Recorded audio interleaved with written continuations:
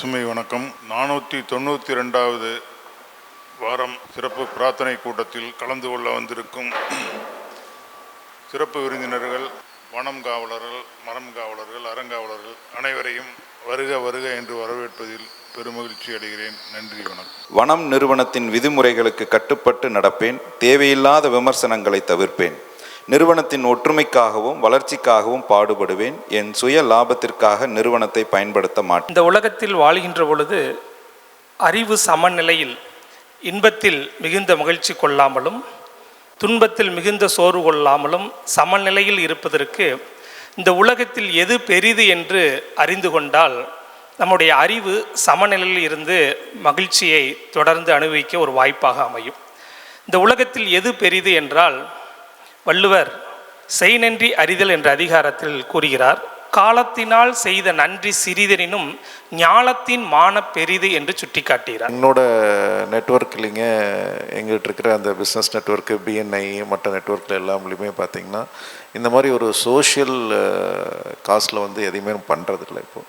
So என்னால் முடிஞ்ச வரைக்கும் நான் என்னென்னா வனம் ஃபவுண்டேஷனுக்கு இந்த மாதிரி இருக்கிற என்னோட சேர்ந்து பயணிக்கிற நம்மளோட எண்ணங்களுக்கு கூட சேம் தாட் ப்ராசஸ் இருக்கிற மற்ற ஃப்ரெண்ட்ஸ் நான் இனிமேல் நிறுவனத்துக்கு நான் கூட்டிகிட்டு வருவேங்கிறதுல உறுதி அளிக்கிறேன். தேங்க்யூ. மலைக்கு தவம் அப்படின்னு சொன்னாங்க சார். அது கேட்டோன்னே ரொம்ப பிடிச்சிருந்துச்சு. நம்மளும் இந்த சமுதாயத்துக்கு ஏதாவது செய்யணும்னு ரொம்ப ஆசை. ஸோ அதனால் நான் உடனே வரணுன்ட்டு வந்துட்டேன். சொசைட்டிக்கு இந்த மாதிரி ரொம்ப தேவை. நம்ம பொல்யூஷன் அந்த மாதிரி ரொம்ப இப்போ பொல்யூட் பண்ணிகிட்ருக்கோம். ஸோ இது ரொம்ப இம்பார்ட்டண்ட். எனக்கு இதுதான் ஃபர்ஸ்ட் மீட்டிங் வந்திருக்கிறது. இதெல்லாம் பார்க்கும்போது எனக்கு நேச்சர்னால் ரொம்ப பிடிக்கும்.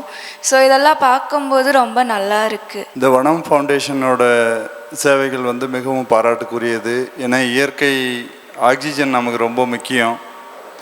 அதை இயற்கையிலிருந்து தான் நம்ம பெற முடியும். அதை வளப்படுத்துறதுக்காக இவங்க செயல்படுத்திக்கிட்டு இருக்காங்க. மரக்கன்றுகள் நடுறது. இது வந்ததுக்கப்புறம் தான் இதனுடைய ஆரம்ப காலத்திலேருந்து வர்றதை வளம் பார்க்குறேன். ரொம்ப சந்தோஷமாக இருக்குது. சரிங்களா, இந்த ஏரியாலே இருந்துட்டு இதை பற்றி தெரியாமல் இருந்துட்டுமே அப்படிங்கிற வருத்தமும் சேர்ந்து வந்தது. சரிங்களா, உண்மையாலுமே ஒவ்வொரு ஸ்டெப் பை ஸ்டெப்பாக பண்ணியிருக்காங்க. இவங்க வீடியோ பார்க்கும்பொழுது தெரியுது. ஸோ வனம் இந்தியா ஃபவுண்டேஷன் ரொம்ப அற்புதமாக சேவை பண்ணிகிட்ருக்காங்க. வீடியோஸ் எல்லாம் பார்க்கும்போது தெரிஞ்சிருக்கு. ரொம்ப பிரம்மாண்டமான சேவைகளை பண்ணிகிட்ருக்காங்க. ரொம்ப அத்தியாவசியமான சேவை. நம்ம நேச்சரை பாதுகாக்கிறக்கும், அதே மாதிரி நிறைய பறவைகள், விலங்குகள் எல்லாத்துக்கும் நல்ல ஒரு வாழ்வாதாரம் கொடுக்குறக்கும், புகலிடம் கொடுக்கறதுக்கும், நிறைய இளைஞர்களுக்கு முன்னுதாரணமாக இருக்கிறதுக்கும், அவங்களுக்கு ஒரு வழிகாட்டியாகவும் இருக்கிறதுக்கும் நிறைய பண்ணிகிட்ருக்காங்க. ரொம்ப சந்தோஷமாக இருக்குது. வர 7ஆம் தேதி அன்னைக்கு, திங்கக்கிழமை அன்னைக்கு உலக லெவலில் சொல்லித்தர பிரதீப் விஜய் சார் வராருங்க. அதில் எல்லாம் கலந்துக்குங்க. அதனால் முடிஞ்ச அளவுக்கு நம்ம எல்லாருமே நம்ம யார் என்னங்கிறது தெரிஞ்சுக்கணும். Okay, thank you. ரொம்ப ஒரு முக்கியமான ஒரு ரீசண்டான ஒரு இம்பேக்ட் ஸ்டடி ஒன்று செய்யப்பட்டது. அது இம்பேக்ட் ஸ்டடி அப்படிங்கிறது ஒரு உளவியல் சார்ந்த ஒரு ஆய்வறிக்கை. இந்த ஆய்வறிக்கை ஒரு விஷயத்தை பதிவு செய்கிறது. 47% இளைஞர்கள், மாணவர்கள் தற்கொலைக்கு முயற்சி செய்து தற்கொலையினுடைய எண்ணிக்கை அதிகரித்திருக்கிறதாக ஒரு தகவல். 83% கணவன் மனைவியினிடையே பிரிவுகள் அதிகரித்திருக்கிறது அப்படிங்கிற ஒரு தகவல். 33% சிங்கிள் பேரண்ட், தனியாக பிரிந்து வாழக்கூடிய பெற்றோர்கள், இது 33% அதிகரித்திருக்கிறது அப்படிங்கிற ஒரு தகவல். இந்த 3 விஷயத்திற்கும் அடிப்படை என்னவாக இருக்கிறது அப்படின்னு சொல்லி பார்க்கும் பொழுது, வெளியே நம்ம நிறைய பசுமை பற்றி பேசுகிறோம். வெளியே நம்ம மரம் வைக்கிறத பற்றி பேசுகிறோம், புறச்சூழல் அழகாக இருக்கணுங்கிறத பற்றி பேசுகிறோம், காற்று சுத்தமாக இருக்கணுங்கிறத பற்றி பேசுகிறோம், இயற்கைக்கு மழை வேணுங்கிறத பற்றி நம்ம நிறைய பேசுகிறோம். ஆனால் புறச்சூழ்நிலையில் இருக்கக்கூடிய ஒரு விழிப்புணர்வோ, புறச்சூழ்நிலையில் இருக்கக்கூடிய ஒரு ஆத்ம திருப்தியோ அகச்சூழ்நிலையில் இருக்கிறதா அப்படின்னு கேட்டால் பெரும்பான்மையான நேரங்கள் இல்லை என்பது தான் யதார்த்த பதிலாக இருக்கிறது. அப்போ அகச்சூழ்நிலையில் ஒரு அமைதியோ, அகச்சூழ்நிலையில் ஒரு தெளிவோ, அகச்சூழ்நிலையில் ஒரு புரிதலோ இல்லாமல் நிச்சயமாக ஒரு புறச்சூழ்நிலையில் போய் நாம் ஒரு பங்கு எடுத்துக்கொண்டோ அந்த பங்களிப்பு முழுமையாக இருக்குமா அப்படின்னு கேட்டால் இல்லை. அப்போ வனம் அதில் தான் மாறுபட்டு இருக்கிறதாக நாங்கள் பார்க்குறோம். வனம் அமைப்பு அப்படிங்கிறது புறச்சூழ்நிலையில் இருக்கக்கூடிய சூழ்நிலையில் பசுமை ஏற்படுத்துவது மட்டும் நம்மளுடைய நோக்கம் அல்ல, அகச்சூழ்நிலையிலும் பசுமையை ஏற்படுத்த வேண்டும் என்கிற உணர்வோடு பண்பு பயிற்சியை தீவிரமாக கொடுக்கணும் என்கிற ரொம்ப முனைப்போடு இந்த வனம் அமைப்பு செயல்பட்டு கொண்டிருக்கிறது. அப்போ அப்போ ஒரு மனிதன் தான் இருக்கும் இடத்தை பசுமையாக வைத்துக் கொள்வதனுடைய அடிப்படை தேவை தன்னுடைய அகம் பசுமையாக இருக்க வேண்டும், அகம் தூய்மையாக இருக்க வேண்டும், அகம் சுத்தமாக இருக்க வேண்டும்.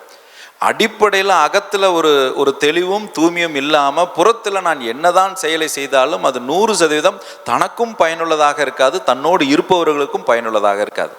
விஞ்ஞானிகள் சிலர் ஒன்று கூடி தங்களது சோதனை கூடத்திலே ஒரு குழந்தையை உருவாக்கினார்கள். பிறகு நேராக கடவுளிடம் சென்று, கடவுளே, இனி நீங்கள் எங்களுக்கு தேவையில்லை, நாங்களே உயிர்களை படைத்து விட்டோம், நீங்கள் போகலாம் என்று சொன்னார்களாம். அப்போது கடவுள் கேட்கிறார், குழந்தையை எதிலிருந்து உருவாக்கினீர்கள்? நாங்கள் மண்ணிலிருந்து உருவாக்கினோம். நன்றி, ஆனால் அந்த மண்ணை நான் தான் உருவாக்க வேண்டும் என்று கடவுள் சொன்னாராம். அந்த வகையிலே மண் வளத்தை இந்த மனித குலம் இப்பொழுது கெடுத்து கொண்டிருக்கிறது. ஆனால் நமது மனம் இந்தியா ஃபவுண்டேஷன் தற்போது மண் வளத்தை பாதுகாப்பதற்காக முனைந்து செயல்பட்டு கொண்டிருக்கிறது. நமது அறங்காவலர்களுக்கும் ஊழியர்களுக்கும் எங்களது நன்றியை தெரிவித்துக் கொள்கிறேன். நன்றி, வணக்கம். 492வது வாராந்திர வான்மழை கருத்தரங்கத்திற்கு வருகை தந்து நம்மோடு இந்த நிகழ்ச்சியிலே கலந்து கொண்டிருக்கின்ற சிறப்பு விருந்தினர்கள் செல்வி சகானா அவர்கள், திரு ஆர்சி பிரகாஷ் அவர்கள், குருஜி ஸ்ரீனிவாசன் அவர்கள், அவர்தம் குழுவினர் மற்றும் இங்கே வருகை தந்திருக்கின்ற சிறப்பு விருந்தினர்கள், நிர்வாகிகள், அறங்காவலர்கள், மரங்காவலர்கள், பசுமை ஆர்வலர்கள் ஆகிய அனைவருக்கும் எல்லாம் வல்ல இறையருளும் இயற்கையும் நம்முடைய சான்றோர்களும் நல்ல உடல் வளத்தையும் மன வளத்தையும் கொடுத்து சகல செல்வ யோகமிக்க பெருவாழ்வு வாழ ஆசீர்வதிக்கும்படி வேண்டிக் கொள்வோம். இந்த பசுமை பணிக்காக தங்களை அர்ப்பணிப்பு செய்திருக்கிற அத்தனை பேரும் நல்ல உடல் வளமும் மனநலமும் பெற்று வாழ்வாங்கு வாழ ஆசீர்வதிக்கும்படி வேண்டிக் கொள்வோம். இன்றைய நன்னாளில் நமக்கு அன்னம்பாலிப்பு திருப்பணியை செய்திருக்கின்ற கணேஷ் ரெடிமிக்ஸ் திரு சிவகுமார் அவர்களும் அவர்தம் குடும்பமும் எல்லா வளமும் நலமும் பெற்று வாழ்வாங்கு வாழ ஆசீர்வதிக்கும்படி வேண்டிக் கொள்வோம். இந்த நிகழ்ச்சியிலே கலந்து கொண்டவர்கள், இங்கே சிந்தித்து கொண்டிருப்பவர்கள், நம்மோடு இணைந்து கொண்டிருப்பவர்கள், உலக மக்கள் அனைவரும் எல்லா வளமும் நலமும் பெற்று வாழ்வாங்கு வாழ ஆசீர்வதிக்கும்படி வேண்டிக் கொண்டு இந்த அளவிலே நம்முடைய பிரார்த்தனையை நிறைவு செய்வோம். நன்றி.